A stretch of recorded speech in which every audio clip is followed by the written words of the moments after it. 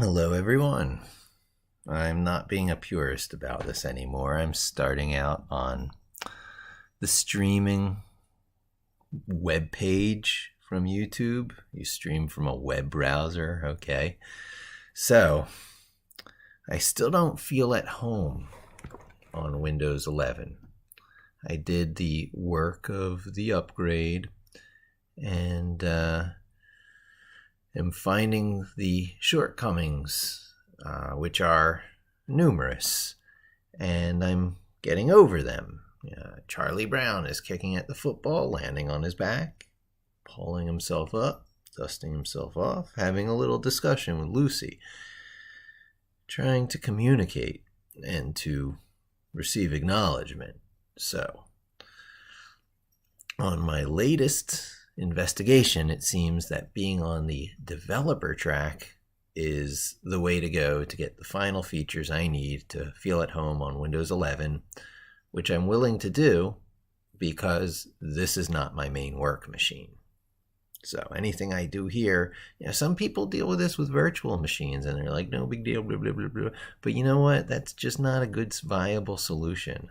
It might make for a good YouTube demo, but I'm in search of deep knowledge, and having those little virtual machines in VirtualBox or VMware. Oh, YouTube is not receiving enough video to maintain smooth streaming. As such, viewers will experience buffering. I'm sorry. Hopefully my broadband comes back. This might have something to do with streaming straight through midnight. I bet bandwidth usage changes. So, one of the things I need to do when you want to feel like you're at home, you use a key. And I wasn't going to show this step because anything involving SSH keys you just generally don't show. But this is my keychain and this is my key. And this is where I transfer files. So, I'll switch us to a different screen. I will plug in my key. Now, as you may recall, on these different screens, Windows tab, I like to have a full screen terminal on desktop 1. But that's for the main purpose of having my journals there, my various journals. So once I insert the key in, let's see, that should be accessible. Let's do Windows E to bring up Explorer. And this is an Ubuntu keychain. Oh, it automatically opened there. So here's my Ubuntu keychain. Okay, this is a case where we're going to use Explorer and arrow snap again. Windows E is really useful. People who are used to Norton Commander are like, oh, what's he doing struggling with this? But you can have source and destination set up left and right screens with just a little bit of moving around, and you aren't reliant then on a special piece of software. So you'll see here, I use this to carry some things around. I don't need that credentials on this keychain anymore. I'll delete that, and then I'll do secure deletes or secure wipes on these things in the future just to get the deleted files off of here. Anyway, oh, there's a little penguin. Happily, the Ubuntu installs. This is different now from what it used to be. I started out on Windows Subsystem for Linux very early on, and they did not have this kind of cool Windows side integration. So that should probably be either my home directory or there's one higher up. Just my home. No, it's one higher up. So in there, I should find user. And under user, I should find the Ubuntu. No, it's not user. I want home. Here I should find home. And under home, I should find the Ubuntu user that I set up. And here you can see the dot files, including that foo.md. So here's an example of the integration. If I were to pull that up and maybe show it in Notepad, more apps, Notepad, all right. You'll see the foo file that I made from the Windows side, from the Linux side a few videos ago. I'm sorry, I'm getting tired. But this was made from the Linux side. In fact, if I were to go over here, open a terminal. You can see it's starting to feel like home. Control-Alt-T will open a terminal eventually. Vim foo. There's the file, right? That's the same file as you see over here from Windows, from getting in through this little penguin icon in Internet Explorer. That's cool. One of my viewers mentioned, what about chmod? Yeah, well, can't have everything. But what you can have, and I should do a before and after, all right? So one of the things I want to do, you saw me create the GitHub folder, and the before is git clone git at github.com /McLevin/journal.git. So it's my journal, yes, but it's going to challenge me for the password and it's going to fail. So that just created a file. And so whereas previously there wasn't a .ssh file, here, a .ssh directory. Interesting. Let's try a refresh. Yep. See, it created that. Linux created that. And it created this known host file. Now we're going to have to delete that known host file because what I just did kind of would foobar me for the next thing I'm about to do. Oh, I should do it in there. So that was a before and after, right? So it challenged me. It asked me to say yes. And then it said, oh, could not read the repository. You don't have the correct access. This is what keys are about. It's one of these keys. I put my keys into my .ssh directory in my home/username/.ssh, which was created by a GitHub clone attempt. If it didn't create it from that GitHub clone attempt, I would have created the .ssh folder directory inside my /home/Ubuntu directory. This is where these things go by convention on Linux and I believe Unix as well. So let's try this again. The same clone command, but now with the keys in place, the same yes answer, and now unprotected file, the chmod thing that my friend mentioned. So I just cd ... and then I cd.ssh, and then I chmod.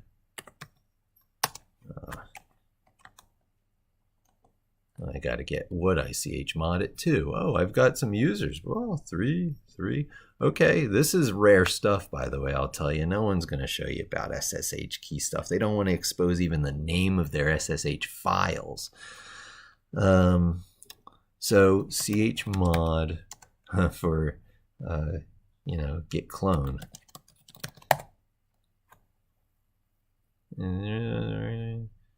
Repository chmod. Let's see what that error was. Unprotected permanently. We're gonna have to delete that file again. Bad permissions. Chmod. Bad permissions.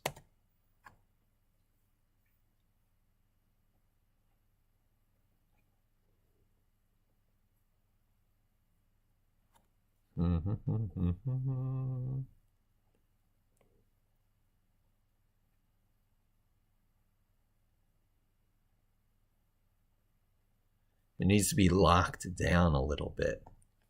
Secure SSH key permissions. Yeah, right. Private key, right? Okay, now we're on. This is 600, right? So it's going to show right there, chmod 600, the name of your keys. So we'll do them both. Chmod 600, and it's ID_RSA. And then there's another one, which is ID_RSA, Mike. Okay, so I just changed the file permissions on my two private keys that I put in location. The public keys are already installed over in GitHub. GitHub contains the public keys to compare to my private keys. All right, so ls rm known hosts. ls known host, it's always safe to delete that. It'll just mean it prompts you for that yes again. And so another before and after, I need to actually cd /github. So I'm back in the location I want to clone things into, right? Because you got to watch where you're cloning things into. And now we get challenged one more time on the fingerprint. Yes. And we have my journal. It's big. It's really big. I've kept it for a long time. This goes back. It's got tons of stuff in there. Yeah, one and only one place to store stuff for life. Mix personal, professional, mix it together, secure it, and use, public-private key systems. Microsoft's reputation is on the line for keeping this stuff secure. Lots of stuff is in GitHub private repos. I'm not the only one putting stuff that needs to stay private where it's supposed to stay private. So you take all the precautions. But now I can cd into journal, and I can vim journal.txt, old familiar. Now I don't have my vimrc. That's something I want to git clone over here. Git clone vim cd vim ls ls-la cp.vimrc to ~/. That'll put my vimrc in my home directory. cd./journal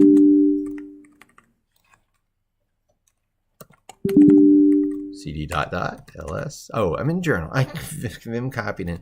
Okay, so from journal cp vim dot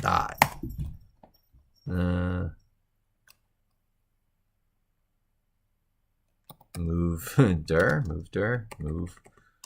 rf vim dot move dir.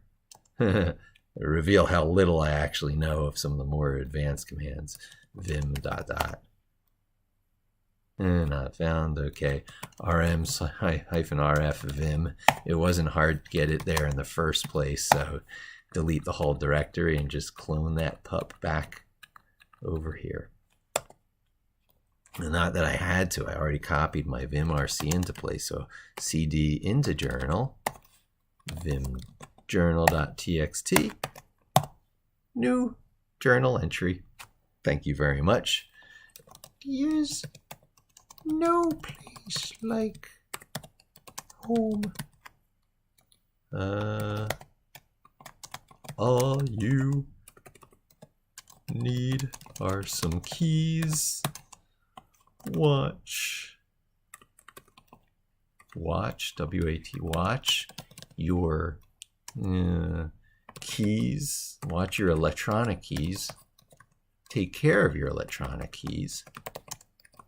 Of your electronic keys as you do your real keys. And so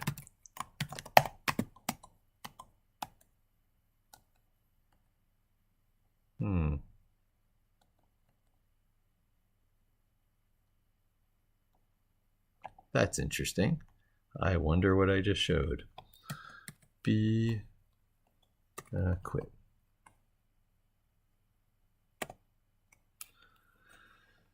Clear.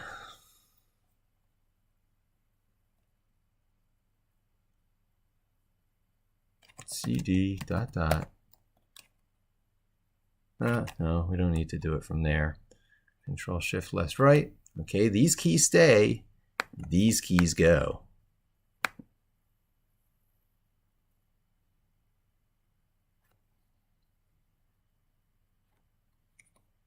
Delete key will do it. Yes. And let's see. One more thing to Google. Oh, I wish I had that left-right transition. It's really annoying not having it. PowerShell. I happen to know it's in PowerShell. Secure. Delete. how to securely delete files in Windows 10. It'll work in Windows 11 too. What's in PowerShell in Windows 10 is in PowerShell in Windows 11. Cipher, /w : drive letter. We know from looking in Windows Explorer that the drive letter on my key is D. D, see that? D:, right? So what we're going to do is we're going to go to an available window. We're going to open PowerShell. First time opening PowerShell on this machine. And we're going to go Cipher, CIPHER,